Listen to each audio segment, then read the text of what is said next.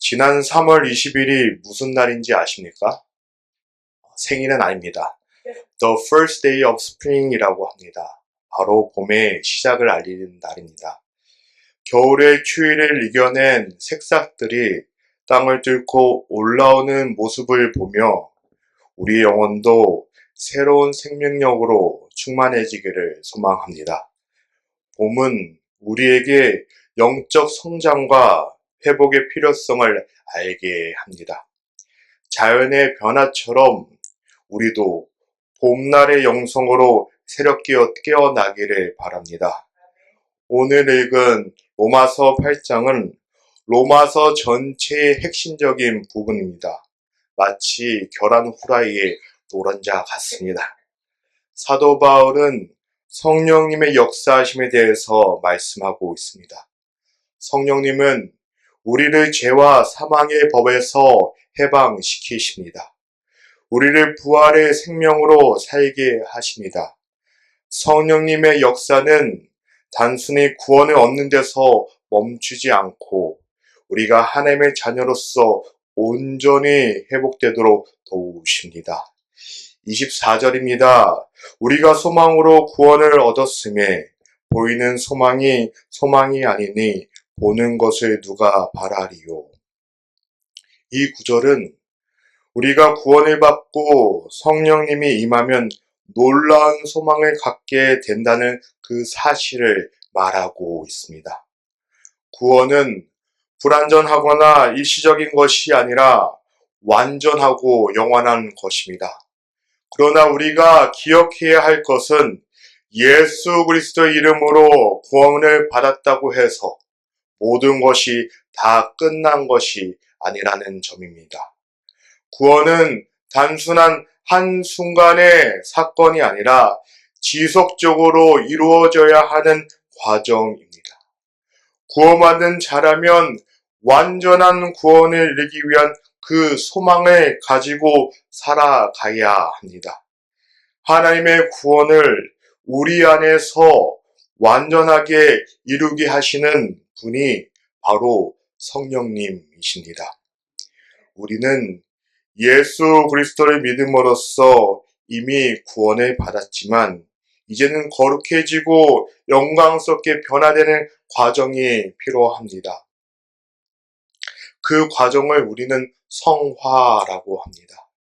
이 과정 속에서 우리를 홀로 두시지 않고 도와주시고 인도하시는 분이 바로 성령님이십니다. 이 구절에서 우리가 소망으로 구원을 얻었음에 라고 합니다. 여기서 말하는 소망은 우리가 소망을 품었기 때문에 구원을 얻었다는 뜻이 아닙니다. 오히려 예수님을 통해 구원을 얻은 사람은 그 결과로 영원한 소망을 갖게 된다는 것을 의미합니다. 보이는 소망이 아니니 보는 것을 누가 바라리요 라고 합니다. 이처럼 보일 수 있고 들을 수 있고 가질 수 있는 것은 소망이 아니라 현실일 뿐입니다. 진정한 소망은 우리가 볼 수 없는 것이고 들을 수 없는 것이며 우리 손에서 만질 수 없는 미래에 대한 약속과 축복입니다.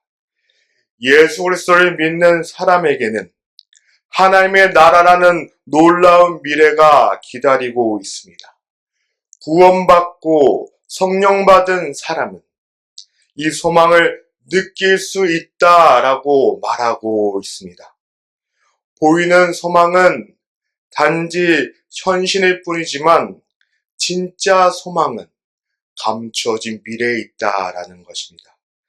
그 소망은 믿음의 눈으로 바라볼 때 비로소 우리는 보이게 된다라는 것입니다. 우리가 바라보지 못했던 천국의 소망을 이제는 바라볼 수 있게 됐다라는 것입니다. 예수님께서 다시 오실 것을 우리는 믿음으로 기다리며 현재의 그 어떤 고난과도 비교할 수 없는 장차 오실 그 영광을 믿음으로 소망하며 나아가야 한다라고 말합니다. 25절입니다. 만일 우리가 보지 못하는 것을 바라면 참음으로 기다릴지니라.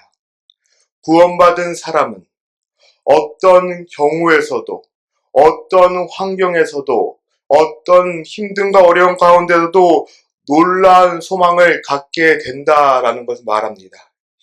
이제 이 구절에서는 기다릴 수 있다라고 합니다. 기다린다는 거 쉬운 일은 아닙니다. 우리도 패스트푸드점에 가서 음식을 오더했는데 나오지 못해서 기다리지 못하는 경우 있지 않습니까? 우리가 패스트푸드 가서 오더하는데 왜 우리는 이렇게 기다리지 못할까요? 그 이유는 미래가 불확실하고 불안하기에 그렇습니다. 또한 이 약속이 믿을만하지 않다고 느껴지기에 그렇습니다. 신앙생활 하면서 가장 큰 적 중에 하나는 우리 안에 있는 불안함과 조급함일 수 있습니다. 조급함은 우리가 기다리지 못하게 만듭니다. 그리고 그 마음이 우리를 성급하게 하여 잘못된 결정을 내리게 합니다. 지금 우리가 살아가는 이 시대 모든 것이 빠르게 변하고 즉각적인 결과를 요구하는 세상에 살아가고 있습니다.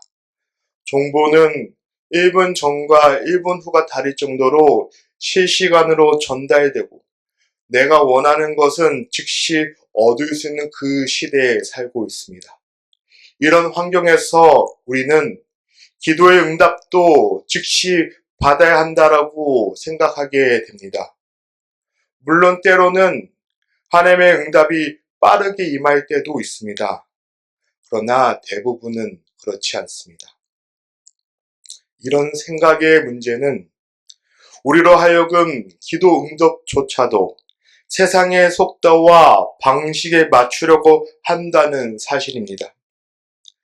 성경에서 조급함이 낳은 결과를 많이 볼 수 있습니다. 그 한 예로 우리가 아는 아브라함도 있습니다. 하나님께서 자녀를 주신다는 약속을 하였습니다.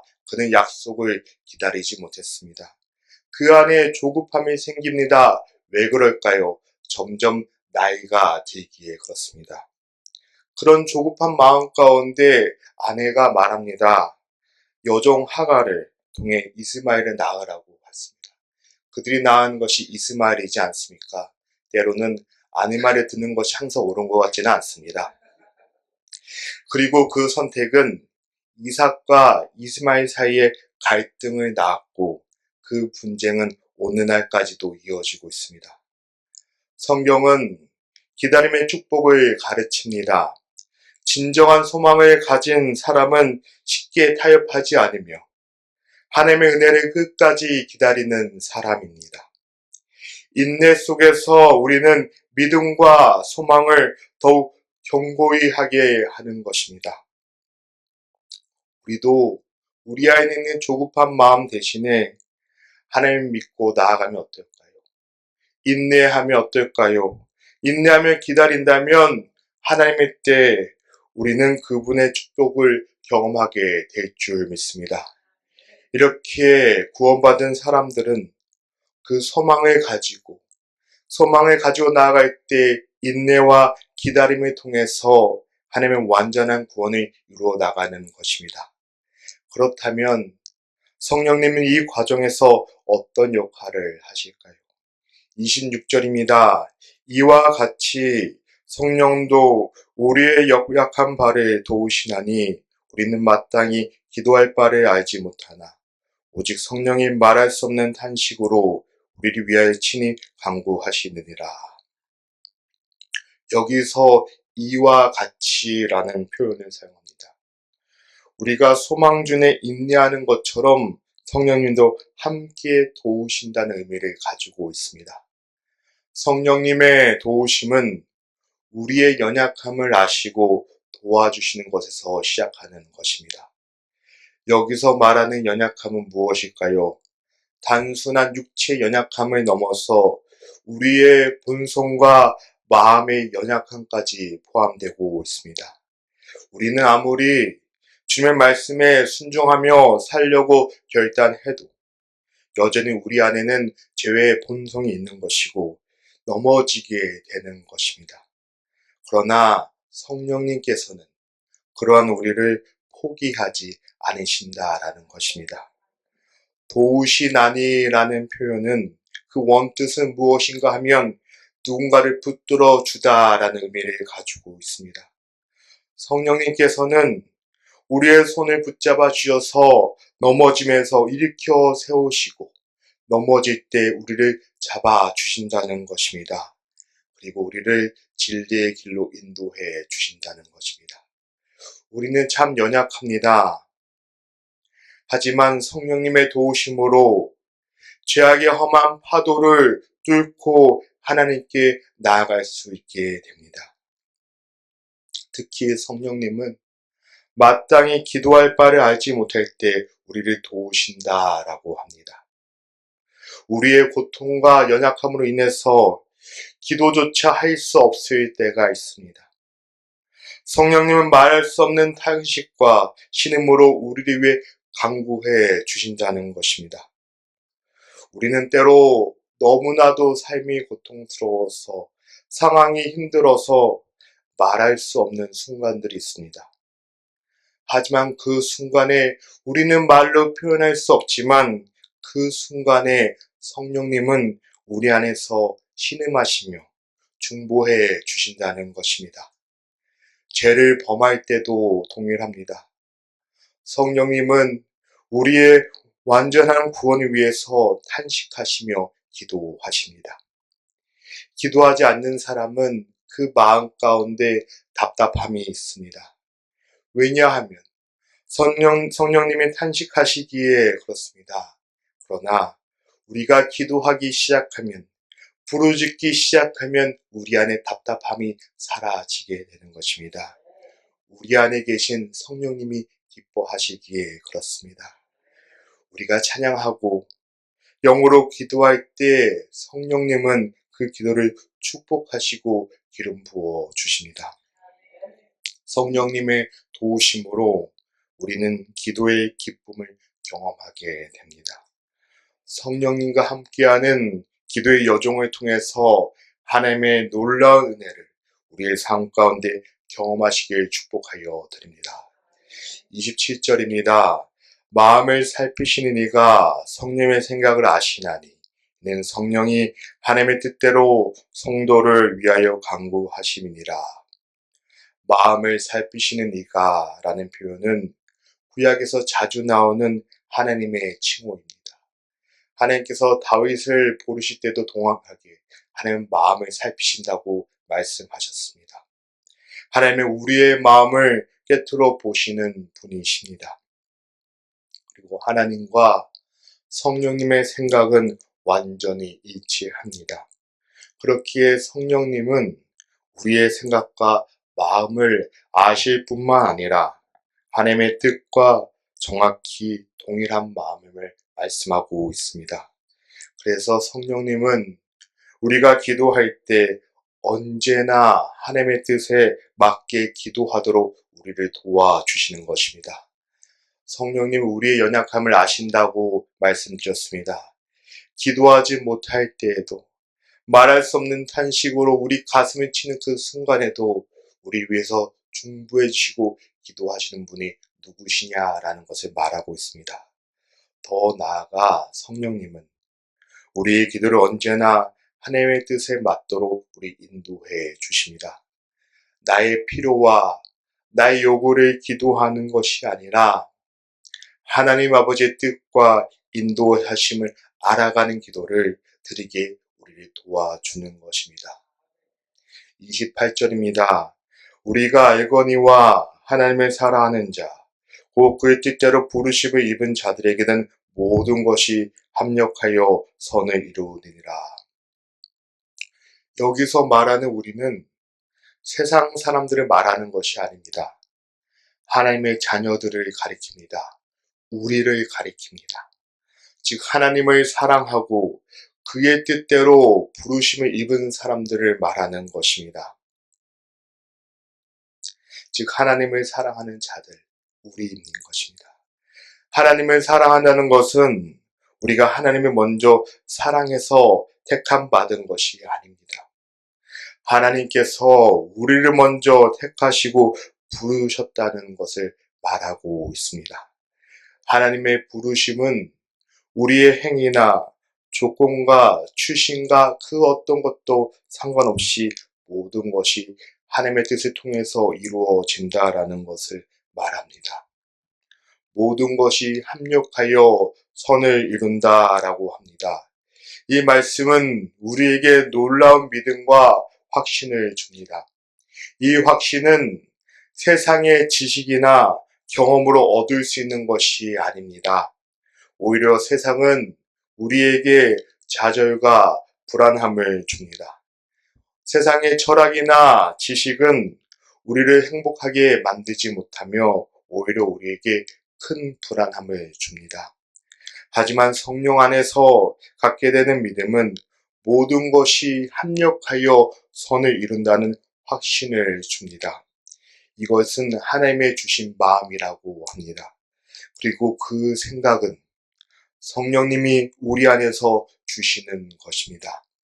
여기서 말하는 모든 것은 좋은 것만 의미하는 것을 말하는 것이 아닙니다. 선을 이룬다는 것은 하나님의 뜻을 의미하는 것입니다. 합력한다는 표현은 모든 상황과 경험이 함께 작용하여 하나님의 선을 만들어 간다라는 의미입니다. 성공일 수도 있고요. 실패일 수도 있습니다. 행복일 수도 있고 불행일 수도 있습니다.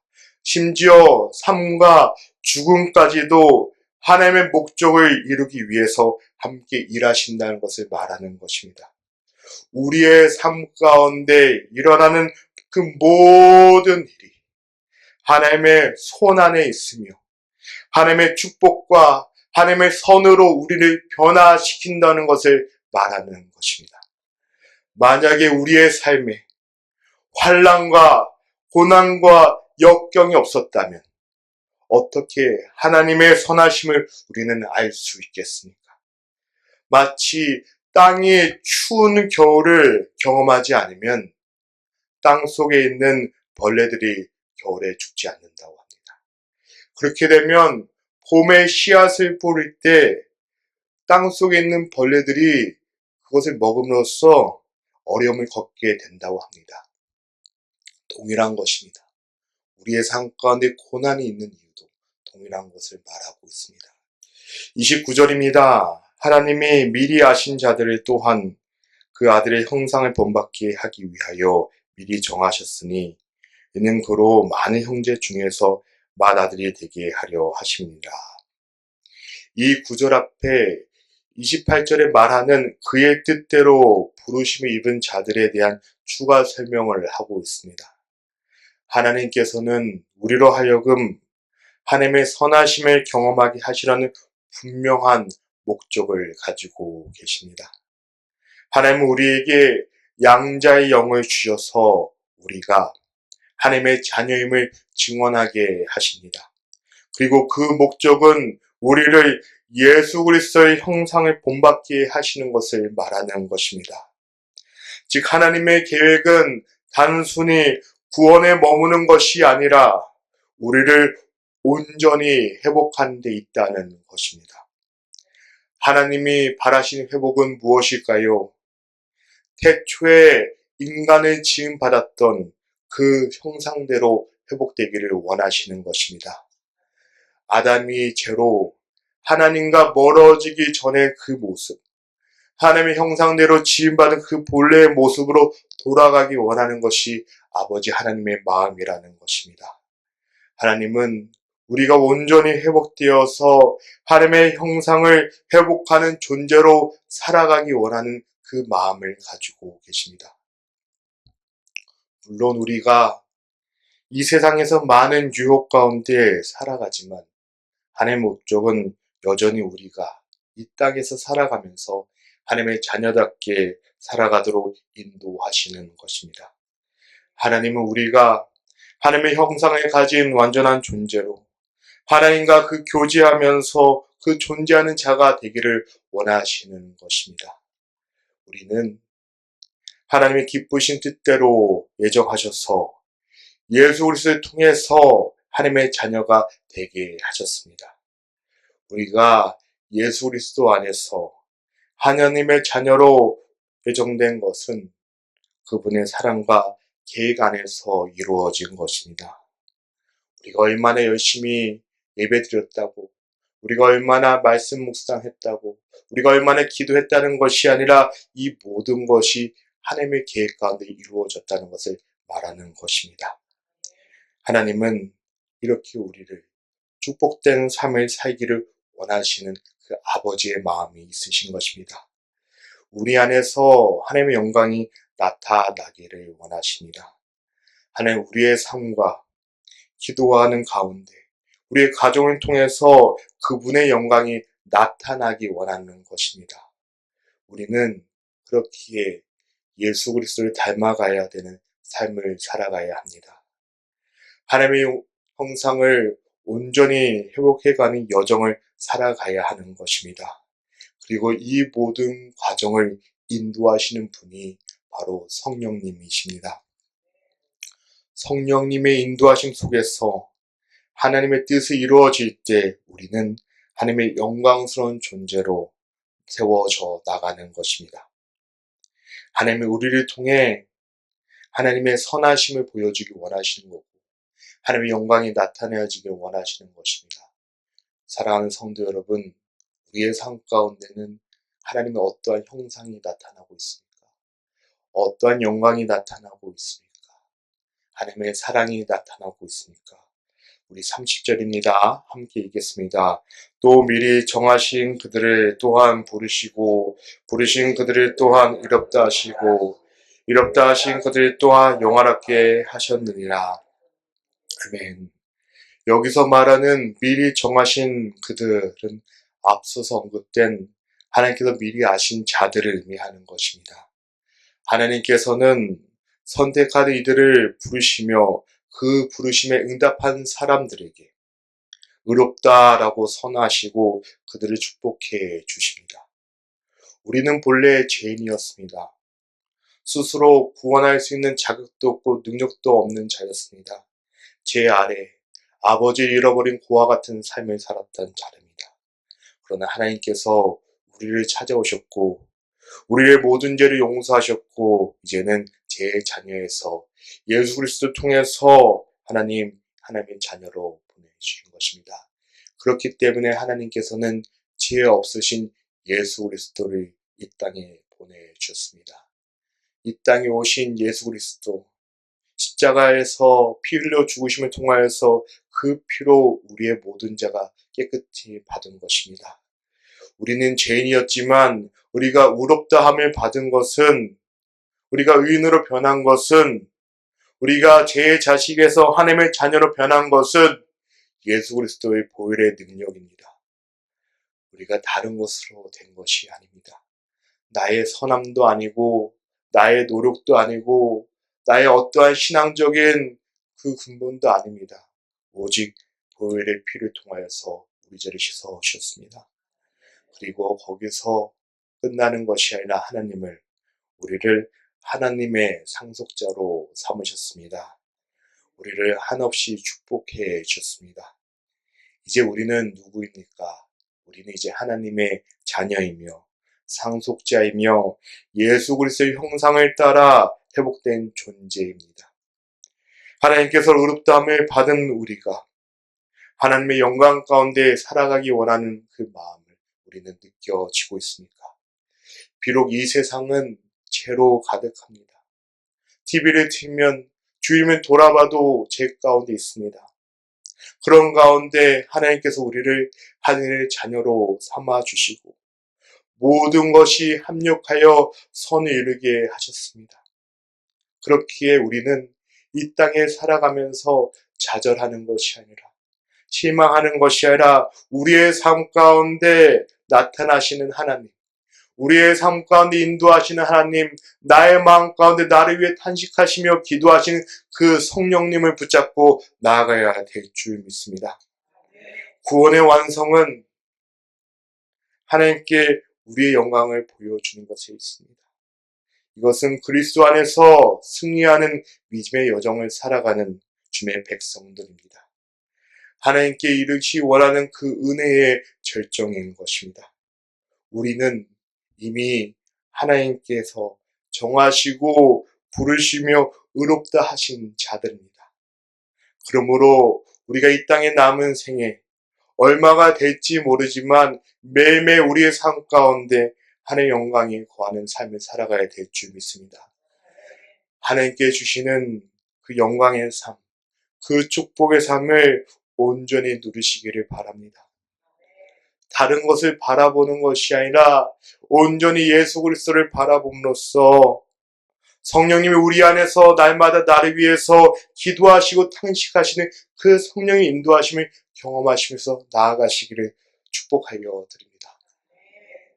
사랑하는 성도 여러분, 봄날의 생명이 우리에게 희망을 주듯이 좋은 날씨다, 봄날이라고 감탄하는 것이 아니라 그 봄날을 통해서 천지를 창조하신 하나님을 바라보고 성령님께서 우리 안에 역사하시는 것을 모든 것이 협력하여 선을 이루는 것을 우리는 경험하기를 원합니다. 추운 날씨를 추운 겨울을 지나 이제 새싹이 돋아나는 이 봄날에 우리의 연약함 속에서 하나님께서 우리를 회복시키는 그 놀라운 은혜를 경험하시기를 바랍니다.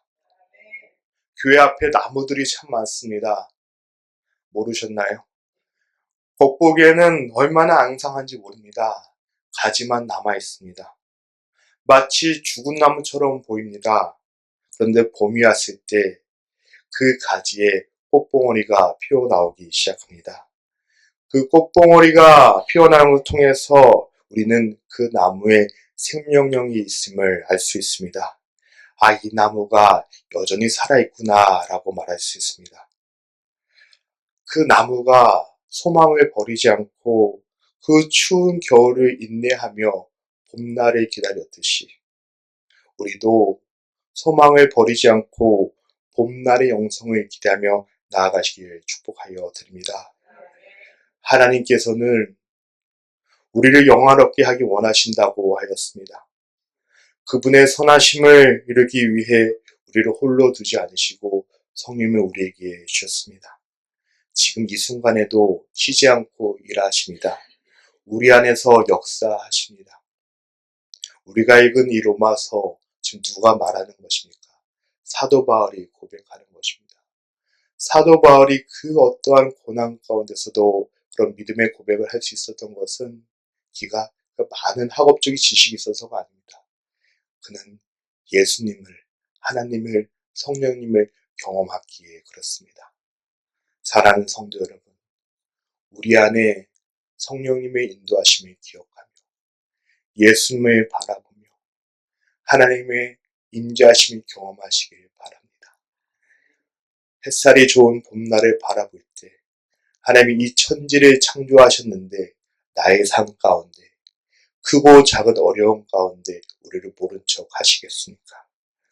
우리는 소망을 버리지 말아야 될 줄 믿습니다. 그 소망을 버리지 않고 나아갈 때 우리 안에 하나님의 인도하심을 경험하며 우리 안에 하나님의 영광이 나타나야지는 그 삶을 살아가게 될 줄 믿습니다.